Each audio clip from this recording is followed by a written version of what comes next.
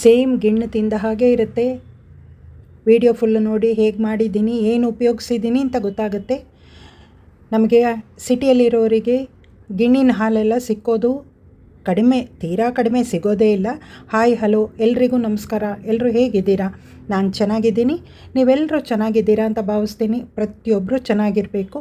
ಪೂರ್ತಿ ವಿಡಿಯೋ ನೋಡಿ ಅಂತ ಕೇಳ್ಕೊಳ್ತೀನಿ. ಎಲ್ಲೂ ವಿಡಿಯೋ ಸ್ಕಿಪ್ ಮಾಡಬೇಡಿ. ಫಸ್ಟು ಬಿಸಿನೀರು ಕಾಯ್ಲಿಕ್ಕೆ ಇಟ್ಕೊಳ್ಳೋಣ. ಸ್ವಲ್ಪ ಪಾತ್ರೆ ಬಿಸಿ ಆಗಬೇಕು. ವಿಡಿಯೋ ನೋಡೋರು ಒಂದು ಲೈಕ್ ಕೊಡೋದು, ಹೈಪ್ ಕೊಡೋದು ಮರಿಬೇಡಿ. ಹೊಸಬ್ರು ಸಬ್ಸ್ಕ್ರೈಬ್ ಮಾಡಿಕೊಂಡು ವಿಡಿಯೋ ನೋಡಿ ಅಂತ ಕೇಳ್ಕೊಳ್ತೀನಿ. ಬೆಲ್ ಐಕಾನ್ ಪ್ರೆಸ್ ಮಾಡೋದು ಮರಿಬೇಡಿ. 4 ಏಲಕ್ಕಿ ತೊಗೊಂಡಿದ್ದೀನಿ. 3 ಅಥವಾ 4 ಇದ್ದರೂ ಆಗುತ್ತೆ. ತೊಗೊಂಡು ಸಕ್ಕರೆಯಲ್ಲೇ ಒಂದು ಸ್ವಲ್ಪ ಸಕ್ಕರೆ ಹಾಕಿ ಅದನ್ನ ನೈಸಾಗಿ ಪುಡಿ ಮಾಡ್ಕೊಳ್ತೀನಿ. ಸ್ವಲ್ಪ ತರಿ ಆದರೂ ತೊಂದರೆ ಇಲ್ಲ. ಗಿಣ್ಣು ತಿನ್ನುವಾಗ ಮಧ್ಯೆ ಮಧ್ಯೆ ಏಲಕ್ಕಿ ಬಾಯಿಗೆ ಸಿಗುತ್ತಲ್ವ, ಆ ರುಚಿನೇ ಬೇರೆ, ಒಂದು ಚೆನ್ನಾಗಿರುತ್ತೆ. ಗಟ್ಟಿ ಹಾಲು ಅರ್ಧ ಲೀಟ್ರು, ಸಕ್ಕರೆ ಒಂದು ಸಣ್ಣ ಲೋಟ, ಏಲಕ್ಕಿ ಕುಟ್ಟಿ ಪುಡಿ ಮಾಡಿ ಆಗಿದೆ. ಇದು ಮೀಶೋದಲ್ಲಿ ನಾನು ಆರ್ಡ್ರ್ ಮಾಡಿ ತರಿಸಿರೋದು. ಕಡಿಮೆ ರೇಟ್ ಇದು, ದುಡ್ಡೇನು ಜಾಸ್ತಿ ಇಲ್ಲ. ಮತ್ತು ಅದಕ್ಕೆ ತಕ್ಕನಾದ ಒಂದು ಪಾತ್ರೆ ಇಟ್ಕೊಳ್ಬೇಕು. ಅರ್ಧ ಲೀಟ್ರ್ ದಪ್ಪ ಹಾಲು.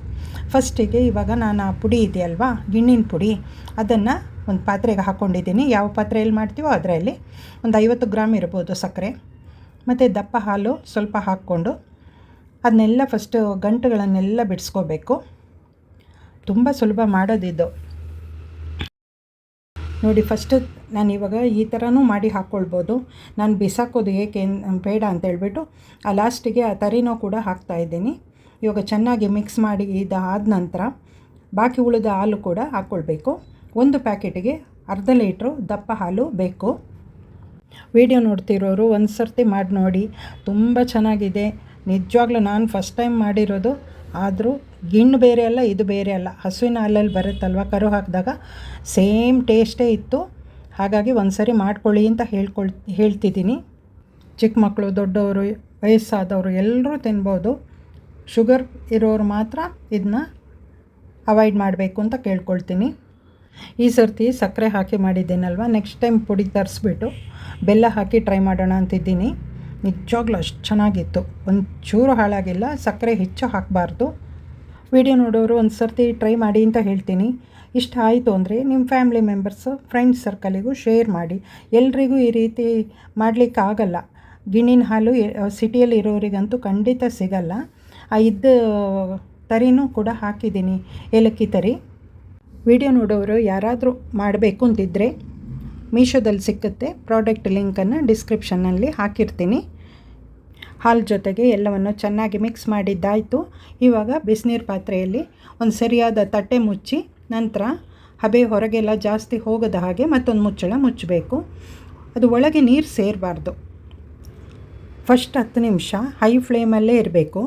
ನಂತರ ಕಡಿಮೆ ಉರಿ ಇಟ್ಟು ಒಂದು ಟೋಟಲಾಗಿ 20-25 ನಿಮಿಷ ಬೇಯಿಸಿದರೆ ಸಾಕು, ಗೊತ್ತಾಗುತ್ತೆ ನಮಗೆ. ಆಮೇಲೆ ಒಂದು ಬೆಂದಿದೆಯಾ ಅಂತ ಚಾಕು ಚುಚ್ಚಿ ನೋಡಬೇಕು. ಚಾಕುಗೆ ಒಂಚೂರು ಕೂಡ ಅಂಟ್ಕೊಳ್ಳಲ್ಲ. ಆವಾಗ ಅಲ್ಲಿಗೆ ಗಿಣ್ಣು ರೆಡಿಯಾಗಿದೆ ಅಂತ ಗೊತ್ತಾಗುತ್ತೆ. ನಾನು ಈ ರೀತಿ ಫಸ್ಟ್ ಟೈಮ್ ಮಾಡ್ತಾ ಇರೋದು. ಏನಾಗುತ್ತೇನೋ ಅಂದ್ಕೊಂಡಿದ್ದೆ, ಚೆನ್ನಾಗೇ ಬಂದಿದೆ, ಏನೂ ತೊಂದರೆ ಇಲ್ಲ. ಬೆಂದಿಲ್ಲ ಅಂದರೆ ಗೊತ್ತಾಗುತ್ತೆ. ಒಂದು 5-10 ನಿಮಿಷ ಜಾಸ್ತಿ ಕಡಿಮೆ ಉರಿಯಲ್ಲೇ ಇಟ್ಟರೆ ಆಯಿತು. ನೀರು ನೋಡ್ಕೊಳ್ಬೇಕು. ಕೆಳಗಡೆ ಪಾತ್ರೆಯಲ್ಲಿ ಕಡಿಮೆ ಆಗಬಾರ್ದು ನೀರು. ಈ ರೀತಿಯಲ್ಲಿ ಗಿಣ್ಣು ಮಾಡಿರೋದು ವಿಡಿಯೋ ನೋಡುವವರಿಗೆ ಹೇಗೆ ಅನ್ನಿಸ್ತು ಅಂತ ಕಮೆಂಟ್ ಸೆಕ್ಷನ್ನಲ್ಲಿ ಒಂದು ಕಮೆಂಟ್ ಹಾಕೋದು ಮರಿಬೇಡಿ. ನಿಮ್ಮ ಕಮೆಂಟ್ ಓದೋದಕ್ಕೆ ಕಾಯ್ತಿರ್ತೀನಿ.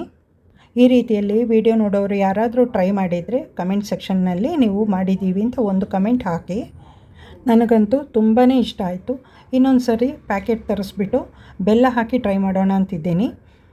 ನೋಡಬೇಕು ಯಾವಾಗ ತರಿಸ್ತೀನಿ. ಶಾರ್ಟ್ಲಿ ತರಿಸ್ಬೇಕು ಅಂತಿದ್ದೀನಿ. ಗಿಣ್ಣು ಪ್ರಿಯರಿಗೆಲ್ಲ ತುಂಬ ಇಷ್ಟ ಆಗುತ್ತೆ ಇದು.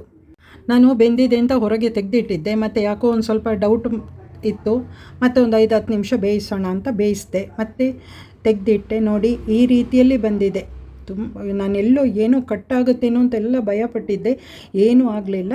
ಆ ಎಕ್ಸ್ಟ್ರಾ ನೀರಿದೆಯಲ್ವ, ಅದನ್ನೂ ಬಿಸಾಕಬೇಡಿ. ಬೇಕು ಕುಡಿಲಿಕ್ಕೂ ಚೆನ್ನಾಗಿದೆ ಅದು. ಈ ಥರ ಕಟ್ ಮಾಡ್ಕೊಂಡಿದ್ದೀನಿ. ಯಾವ ಥರ ಬೇಕಾದರೂ ಕಟ್ ಮಾಡ್ಕೊಳ್ಬೋದು. ನೀವು ತಿನ್ನಿ, ಮಾಡಿದವರು ತಿನ್ಕೊಳ್ಬೋದು. ಮನೆ ಮಂದಿಗೆಲ್ಲ ಕೊಟ್ಟರು. ನಮ್ಮ ಮನೆಯವರಿಗಂತೂ ತುಂಬ ಇಷ್ಟ ಆಯಿತು, ಚೆನ್ನಾಗಿದೆ ಅಂದರು. ಹೇಗೆ ಬರುತ್ತೋ ಏನೋ ಅಂತ ಒಂದೇ ಪ್ಯಾಕೆಟ್ ತರಿಸಿದ್ದೆ. ಕಣ್ಣು ಮುಚ್ಕೊಂಡು ನಿಮ್ಗೆ 2-3 ಪ್ಯಾಕೆಟು ತರಿಸ್ಬೋದು. ಈ ವಿಡಿಯೋ ಎಲ್ರಿಗೂ ಇಷ್ಟ ಆಯಿತು ಅಂತ ಭಾವಿಸ್ತೀನಿ. ಇಷ್ಟ ಆದರೆ ಲೈಕ್, ಕಮೆಂಟು, ಹೊಸಬ್ರು ಸಬ್ಸ್ಕ್ರೈಬ್ ಮಾಡೋದು ಮರಿಬೇಡಿ. ಈ ವಿಡಿಯೋನ ಇಲ್ಲಿಗೆ ಎಂಡ್ ಮಾಡ್ತಾಯಿದ್ದೀನಿ. ಮುಂದಿನ ವಿಡಿಯೋದಲ್ಲಿ ಸಿಗೋಣ. ವಿಡಿಯೋ ನೋಡೋರು ಸಪೋರ್ಟ್ ಮಾಡಿ, ಶೇರ್ ಮಾಡಿ. ಸ್ವಲ್ಪ ಹೊತ್ತು ಬೇಕಿದ್ದರೆ ಫ್ರಿಜ್ಜಲ್ಲಿಟ್ಟು ತಿನ್ಬೋದು.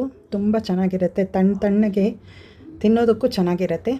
ಮತ್ತು ಏಲಕ್ಕಿನ ಬೇಕಾದರೆ ಇನ್ನೂ ನೈಸಾಗಿ ಪುಡಿ ಮಾಡಿ ಕೂಡ ಹಾಕ್ಬೋದು. ನಾನಿಲ್ಲಿ ಏಲಕ್ಕಿನ ತರಿಯಾಗಿ ಕುಟ್ಟಿ ಹಾಕಿರೋದ್ರಿಂದ ಗಿಣ್ಣು ತಿನ್ನುವಾಗ ಏಲಕ್ಕಿ ಬಾಯಲ್ಲಿ ಸಿಗುತ್ತಲ್ವ, ಆವಾಗ ಅದೆರಡರ ರುಚಿ ಕಾಂಬಿನೇಷನ್ ತುಂಬ ಚೆನ್ನಾಗಿತ್ತು, ತಿನ್ನಲಿಕ್ಕೂ ಸೂಪರಾಗಿತ್ತು. ಎಲ್ರಿಗೂ ಧನ್ಯವಾದ ಹೇಳ್ತಾ ಈ ವಿಡಿಯೋನ ಇಲ್ಲಿಗೆ ಎಂಡ್ ಮಾಡ್ತಾಯಿದ್ದೀನಿ. ಮುಂದಿನ ವಿಡಿಯೋದಲ್ಲಿ ಸಿಗೋಣ. Thank you.